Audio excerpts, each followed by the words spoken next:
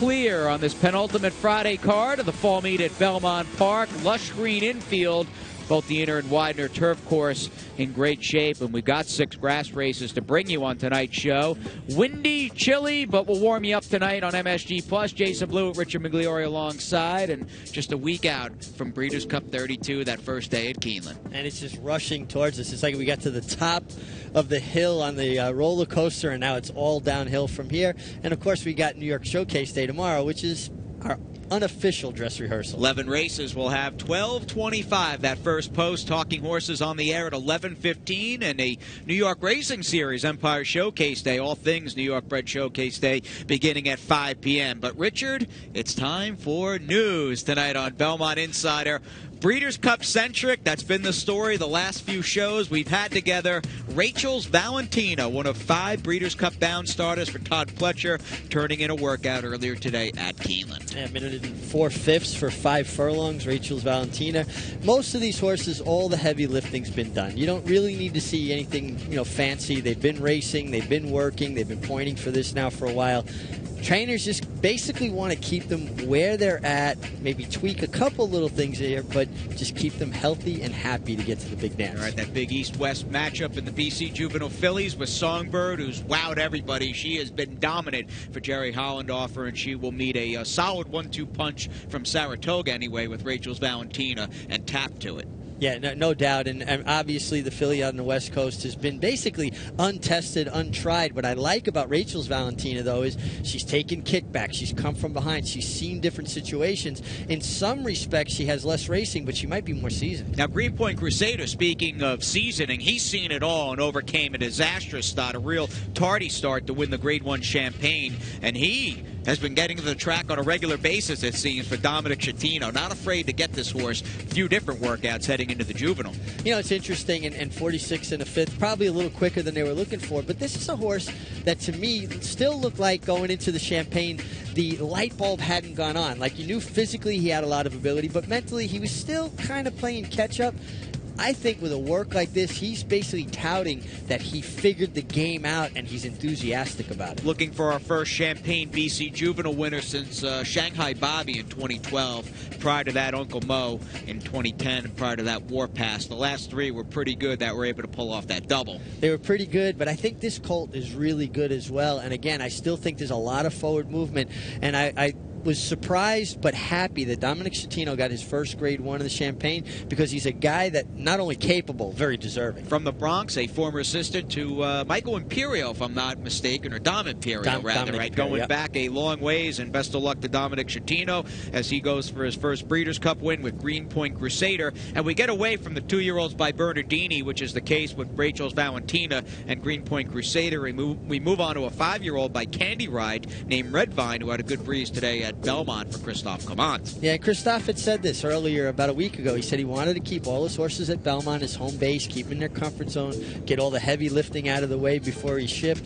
And Red Vine, to me, he's a horse that really has a big chance and might be flying under the radar. He ran well in the 1-turn mile here when Peeling Tail got loose on the lead. I think you're going to get a lot of pace with a big scramble into that first turn because of the short run of the turn. And he's a horse that doesn't have to be a part of the pace, but is nimble enough to get position. And a little R&R in the sand pit, in the round pen, outside Christophe Clement's Belmont Park shed row, and save the piggy bank for now. We'll go in a couple days after the Breeders' Cup when he's offered for sale and facing Tipton in November. You want to go in for him? Yeah, dude. Come on. He'd 50-50. He'd be a terror on the inner track, wouldn't he? I think only if I can ride him. We'll get you back on. You ride him. I've got your book, and everything's good. We'll be the new owners of Red Vine, but all kidding aside, best of luck to him in the BC Dirt Mile as we get on. The full moon is out at Belmont Park. Sun is setting, and we'll get you back to the action when it was much brighter. Race number 7, in fact, as we start the final pick 3 on this Friday afternoon. who goes out to the front with St. Joseph and Ganador. These three out together, and True Bet is away running in fourth behind them. Then Black Tide, Little Popsy, followed by Watergate and Indiana Stones, Denifos and Adirondack Posse at the back of the field as they race for the far turn. David Rocks in front. St. Joseph is second after a 22 and 3 opening quarter mile. Break of 2 to Ganador in third. Black Tide fourth on the inside. And then in between horses comes Indiana Stone's Little Popsy is there, and moving on the outside is True Bet now with a 4-wide run as they come toward the top of the stretch. It is David Rocks in front with St. Joseph second. These two 1-2 at the top of the stretch. David Rocks, St. Joseph draws up alongside in second. Coming up the rail, Black Tide is closing in third. True Bet is moving on the far outside. Final furlong, here's True Bet on the outside of St. Joseph. Black Tide up the rail. True Bet in front. St. Joseph, Black Tide, late run on the outside, Indiana Stones, and in the center of the track, Adirondack Posse, it is True Bet. True Bet won it from Black Tide, and then it was Indiana Stones and Adirondack Posse. A head or so apart at the wire, but quite a few lengths from inside to out with the runner-up and the winner, True Bet.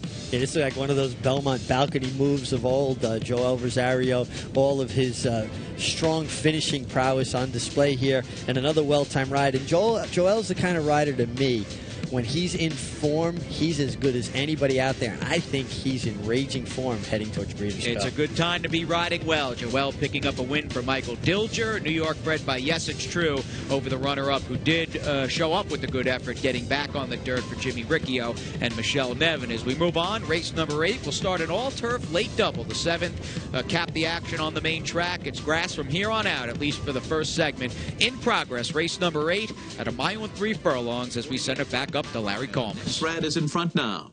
Next Rad looks more settled and leads by a length and a half up the backstretch, with Boss Man tracking in second. Then Request and Fire Away, and right behind them is Born in Brooklyn in fifth. And then it's Sharp Omar and Grey Wizard. And last of them all is Good Response, who is 9 lengths off the lead of Next Rad. Next Rad has completed 3 quarters in 1:12 and 4. And now leads by a length over Boss Man, with Fire Away and Request 3 lengths off the lead and together moving into the far turn. On the far outside, Good Response is going 4 wide and beginning to move up. Outside of Sharp Omar, Grey Wizard is right there too, and then Born in Brooklyn. Around the far turn, Boss Man is coming after Next Rad. Boss Man and Next Rad, and now these two are together up front, and Boss Man sticks ahead in front. Fire Away, coming up to them 3 wide. Request in behind horses, waits for running room in fifth, while Grey Wizard switches to the far outside and begins to gain ground on the pacemakers, and then it's Good Response. And here comes Grey Wizard with a rush on the outside.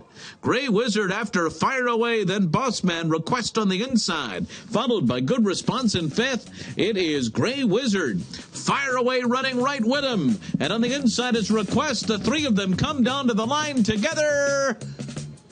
It looked like it was Fire Away. Request was right there too with Grey Wizard. What a finish after a mile and 3 furlongs in the 8th race, and it was Fire Away for the Phipps and Shug, and Johnny V surrounded by the Chad Brown cavalry. Yeah, he was surrounded. He had Chad Brown to the left of him, Chad Brown to the right of him, and Johnny Velasquez, well, he's kind of showing these younger guys that, you know what, there's still a lot of gas left in this tank. What a good ride. What a finish.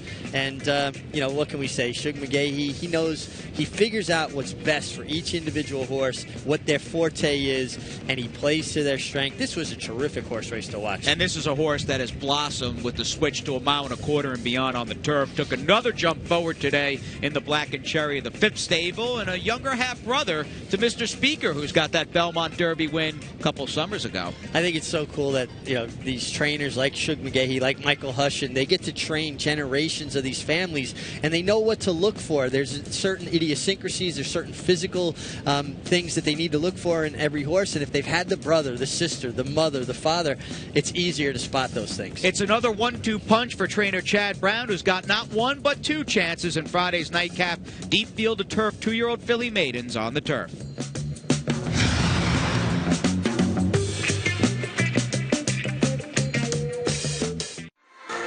Now you can enjoy your favorite pro and fantasy football teams while playing the races in style, as Longshots welcomes back NFL Sunday Ticket. With over 400 HD TVs, 270 individual carols, a full-service sports bar and food menu, Longshots is the place to catch all the great racing and football action. So come on out, bring your friends, bring your league to Longshots, located on the second floor at Aqueduct. Back to Belmont Park, site of the 2015 Empire Showcase Day card. Look at that lineup. The New York Racing Series tomorrow on MSG Plus beginning at 5 p.m. Live coverage of the Empire Distaff and Ticonderoga, and some serious firepower, Mig, in the two races we will cover live deep into the Saturday card when you think about Hot Stones, Wonder Gal, and the venerable Discreet Mark. Yeah, I mean, there's fillies and mares there that have put together these careers that we've been able to follow them along, particularly like Discreet Mark and Hot Stones. And, of course, Wonder Gal, she's been so close in big races and just hasn't broken through. Well, maybe she'll get a little bit of a confidence booster getting back with New York Breds. And Leah Giamatti hoped to get off on a good start, at least regarding the weekend at Belmont. She's got Skatouche, who took quite a bit of money at 9-2, facing a solid field of two-year-old filly maidens. As we wrap up the card with race number 9, let's see what happened as we send it back up to Larry Combs. They're off. Tap it together with an awkward start. La Cuesta and Skatouche out for the front together. Light the Sky is away third on the far outside, and then Orzo and Amaze Me Grace along the inside. And just steadying there was Qualifying, who took an awkward step there. Pay the Kitten, Reef Point next. And now Qualifying and Tap It Together are at the back of the field as they race on to the backstretch. La Cuesta is the leader. Skatouche is a length and 3/4 behind, running in second. And then it's Amaze Me Grace and Light the Sky to the outside in fourth. Orzo is fifth after a 25 flat first quarter mile. Then it's Pay the Kitten, followed by Reef Point to the inside. And Qualifying and Tap It Together are at the back of the field after some early trouble. La Cuesta making the pace here from Skatouche and Amaze Me Grace as they continue their journey up the backstretch. And then it's Light the Sky, who runs in fourth with 4 lengths to make up, and then Orzo and Pay the Kitten to the outside. The half mile in 50 seconds flat. And then it's Reef Point Qualifying, and still at the back is Tap It Together. Into the far turn, La Cuesta. On top by almost 2 now over Amaze Me Grace and Skatouche, who race right together behind her. Now they're edging up closer to La Cuesta. Skatouche is back into second. On the inside is Amaze Me Grace in third. Then it's Light the Sky fourth. Orzo, Pay the Kitten is after that. Reef Point Qualifying and Tap It Together. 3/4 went in 1:14-1. And they're coming to the top of the stretch. La Cuesta and Skatouche. It's La Cuesta and Skatouche coming into the final furlong together. Amaze Me Grace is third to the inside. Orzo is fourth. La Cuesta, Skatouche, and Amaze Me Grace closing up the rail. La Cuesta, Skatouche, Amaze Me Grace. The three of them come down to the line. Amaze Me Grace, Skatouche, and La Cuesta. Amaze Me Grace. Skatouche second, La Cuesta third, Orzo is fourth. You're not going to beat Chad Brown in back-to-back type photos. Tough loss in the 8th. The barn comes right back with Amaze Me Grace, who quite simply, Mig, would not be denied, even though she looked like she was in very deep trouble at the quarter pole. Yeah, it really did. She angled back towards the inside and found a little bit more. Skatouche ran really, really well. Kind of got the makeover, blinkers off, stretched out. But the winner might, actually just be that kind of quality, because you kind of saw that she ran a little bit in spots and then she galloped out well. But I think it was, all in all, it was a pretty solid race. Very solid race. I think a field, whether you cashed or not, we hope you did in today's 9th race, put a big circle around, because it does have the potential to be pretty live as time goes on. I think horses will run well out of today's nightcap as we run right into Friday's highlights 1, 2, 3, 4, 5, and 6 with the man who will be calling the Breeders' Cup in a week, Larry Combs. To the 8th pole with a 2-length lead on Lazarus Project. And they've left the others behind. Dr. Edgar is next. On the outside, Tom's Gift, and then Spurs and Bows between those two as Voluntario pulls away. Voluntario eased up under the wire over Lazarus Project. And then it was Spurs and Bows, Dr. Edgar and Tom's Gift, School of Hard Rocks. And now, on the far outside, Riviere de Lou is closing in. School of Hard Rocks, Riviere de Lou down the center of the course. And Riviere de Lou draws up alongside of School of Hard Rocks and takes the lead. Riviere de Lou and Jose Lezcano pulling away to win it by about 2 in the end. A length and a half maybe, eased up late, and then it's School of Hard Rocks, followed by America's Guest and Reach for Yield. These two turn for home together. Social Call to the front. Regia Marina battles on from the inside. Scroogey's trying to come and get them. Social Call to catch. Scroogey is closing on the outside. Regia Marina is given way, and Scroogey takes the lead. Scroogey and Arad Ortiz Jr. pulling away by 2. And then it was Social Call, followed by Regia Marina, and Elated has pulled away to an 8-length lead here. Sing for Beauty, all by herself. And then it's Kelly Esk on the outside, and toward the inside, Paradise Peak, who has now moved up into second, down to the 16th pole. Sing for Beauty, a 5-length lead. Paradise Peak trying to cut into it, but the wire's coming up quickly, and Sing for Beauty will hold on by a diminishing length and a half. Paradise Peak was second, and then it was Paw Annie, fourth, close maybe Kelly Esk. Angry Moon leads the way. Angry Moon has opened up to lead by 3 from McElroy as they come by the 8th pole. Upgrade is now third on the outside, trying to close in, and then it's U.S. Citizen. Angry Moon drifting out but clear on the outside. Upgrade second as they come down to the line. Angry Moon will hold off Upgrade. And then it was McElroy and U.S. Citizen right behind them and waiting for running room in fourth after a 45 1/2 mile. And now Saratoga Karaoke swings to the outside, trying to come and get Dot Product and Privately Speaking. These three come down to the 16th pole. Privately Speaking, Dot Product, Saratoga Karaoke, and here comes Chow Fun too on the far outside. Saratoga Karaoke, Chow Fun. These two noses apart.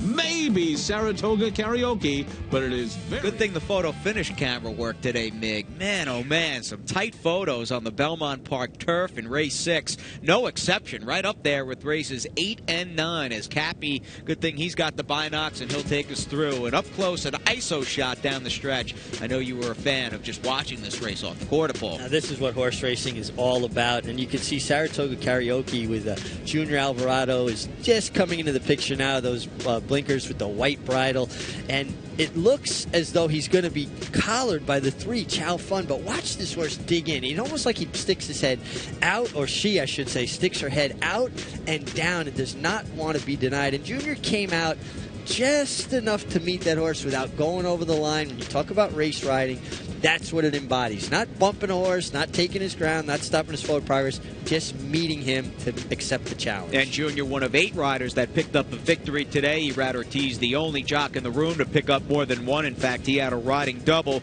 early in the card. Trainer standings, Chad Brown got it done in the last race with Amaze Me Grace by Stormy Atlantic. Other than that, we had 8 other barns. In fact, 9 individual trainers won a race today at Belmont Park. And getting down to the nitty-gritty, only 2 weekends remain, and Sheikh Mohammed still number 1. We may have to get a phone interview with Sheikh Mohammed if he wins this Belmont Park fall meet once we get over to the Big A. I wonder if you could arrange that for us, Mig. You think so? It might be a tall order. Pull some strings. How about some claims? And a whole bunch of claims today on the card. A few out of race number 5. That was a turf sprint, $32,000 claiming tags. No shakes, though. Race 1 through race 8, that was the one constant. Only one person went in, and a whole bunch of horses, as the Mig says, are eating dinner in a new barn tonight. Speaking of the Mig, we'll get his thoughts on Empire Showcase Day. Whole bunch of previews are coming your way.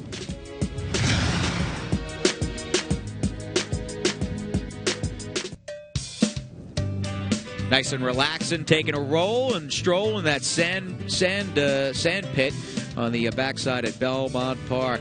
Horse is really doing some somersaults. He's happy out there. Absolutely enjoying it, giving himself a little self-adjustment. And that was at Christophe Clement's barn. There's Christophe's defending winner of the Ticonderoga. John Velasquez aboard last year. She'll look for back-to-back wins and one of the star attractions on Empire Showcase Day, the New York Racing Series. And that is one of many stakes on the card tomorrow. 11 races in all. 12:25 is the first post. It is the Mig. It is Jason. And we are charging down the wire on a chilly Friday evening. A pretty sunset behind us. And glad you're still with us. And let's move on, Mig, to the action with race number 2, the Sleepy Hollow. And this is the real grudge match between Sudden Surprise and Get Jets off the Bertram Bongard. You know, a case could be made. Get Jets may have been best in this race. He didn't get a lot of pace to run at. He was down inside. He did finish well. But how can we knock Sudden Surprise? He's 3 for 3. He finds a way to win. He kind of creates his own trip because he's got natural speed. And who's to say he won't create another good trip tomorrow? I think it's a little more competitive than some people may believe. And as much as I like Get Jets, and I do think he learned a lot and probably had a little bit of a difficult trip, Sudden Surprise would be no surprise tomorrow. He's just gotten it done. Very modest horse by a Giant Surprise, a freshman stallion who you probably could have bred for about $1,000 cash, but he's throwing a real runner in Sudden Surprise. And Get Jets, meanwhile, the $300,000 two-year-old purchase by Scat Daddy. Good rematch to get things underway in the second race, the Sleepy Hollow. Bit later, in fact, race number 3, we will have Palace, who may or may not be going to the Breeders' Cup Sprint. He was pre-entered a couple days ago by Linda Rice. This is the more conservative route and a race in which he will take a lot of beating. Well, talking to Linda, she seemed to be leaning in this direction, that Palace did stumble very badly at Saratoga in the Morrissey and injured his hoof, and that she's had to deal with that, and it's been slow coming around, and she doesn't feel as comfortable going to the Breeders' Cup if the horse isn't 110%. Now, he's in good form, but you've got to be at a whole nother level. It's interesting, though. Palace will be a big favorite here, I believe. It just says so much about the New York breeding program that's the decisions they have to make. Breeders' Cup or Showcase Day. And you do have a couple of state breds pointing to the Breeders' Cup, and Artemis Agritera for Mike Hushin, and FNX for Jimmy Jerkins, and La Verdad pre-entered in the Breeders' Cup.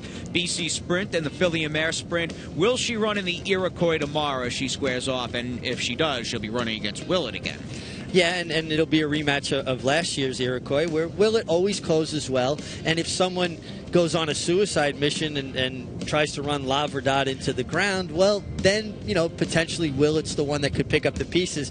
Personally, I don't see that happening. I think La Verdad is just a bit above or a bit better than these horses, maybe an easier way to say it, and she's got so much natural speed that it doesn't seem like she gives anybody an opportunity to entertain her. She's so good. It's like a pleasure and fun watching her run. They open up the gate, and she is like 2 in front like a laser. I mean, just instantaneous. She has been one fine racehorse for Lady Sheila, as are the boys in the Empire Classic. That goes as race number 5. You've got Royal Posse, Saratoga Snacks, and Empire Dreams dropping out of a wild stretch run in the Shipment upstate at the Spa. This was a terrific horse race, and Royal Posse wound up winning it. I do think Royal Posse is a little better horse around 2 turns and a little better horse at Saratoga, and he was able to nose out Saratoga Snacks, and at the same time getting 4 pounds from Saratoga Snacks, a little bit closer spread in the weights. It's only 3 pounds, but I also think Saratoga Snacks is a better 1-turn horse, and if I was looking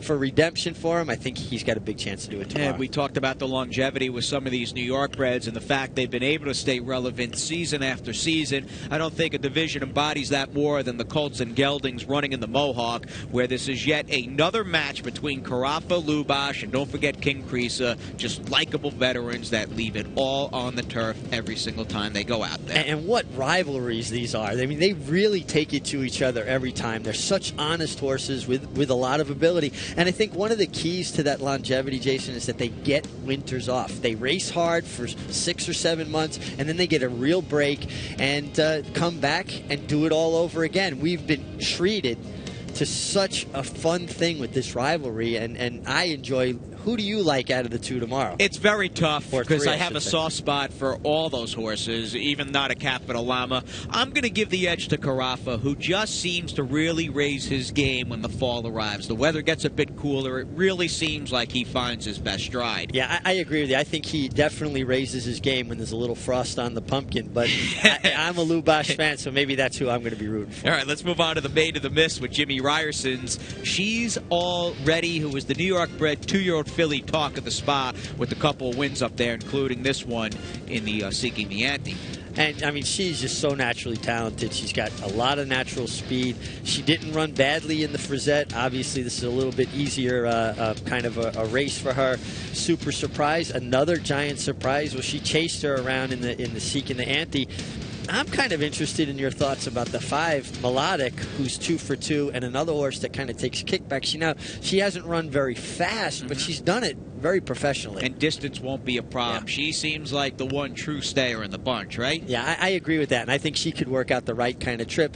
But no doubt, I mean, the rightful favorite is She's already. She's already. Thank you. I couldn't come up with the name. No, she's a nice one. Just so many Girolamos that can run. It's easy to get them mixed up. We won't forget the Empire Distaff. In fact, you'll be joining me and Andy Serling on the set. We'll go over this race along with Maggie Wolfendown tomorrow, live beginning at 5 p.m. right here on MSG Plus. Hot Stones up first, and she was smashing in this Saratoga Dew win. It was a tour de force, and honestly, I was of the opinion that maybe she didn't want a mile and an eighth. Well, she looked like she could have gone a mile and a quarter this day, so I was 100% wrong there.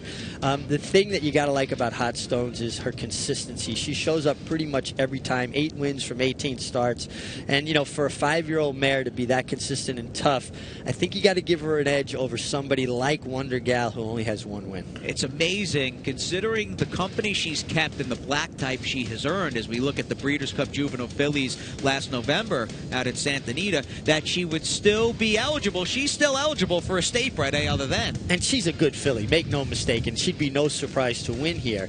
And a great effort here in the Breeders' Cup Juvenile Fillies, a great effort in the Acorn over the track. A Mother Goose was good over this track.